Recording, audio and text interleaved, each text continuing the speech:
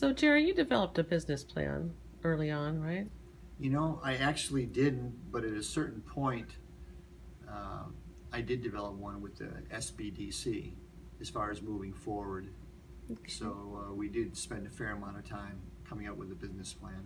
Okay. And tell me about that planning process. What kind of information did you have to gather?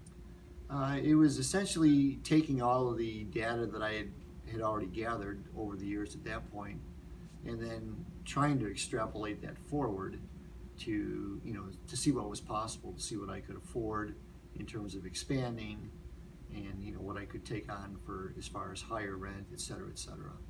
So that was the idea: was take what you have and Mm, try to imagine what that looks like going forward. yeah. And tell me a little bit about the stages your business went through. I know you said you started in your home, and then how things go from there.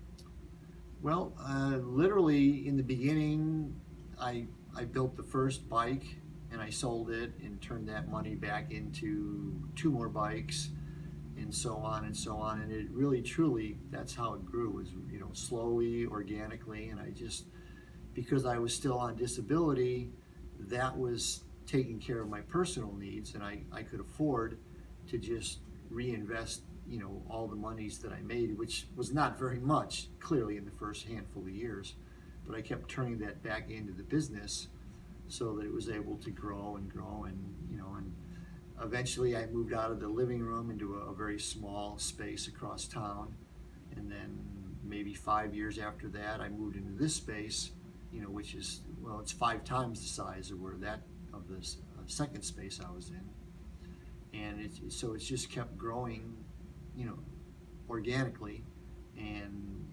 conservatively, which has been real important to me. Because what I do want to talk about is there were many points along the way where I thought something would come up and I would think, boy, I really need to do this, and now it's finally time to go to the bank and borrow some money so that I could do this.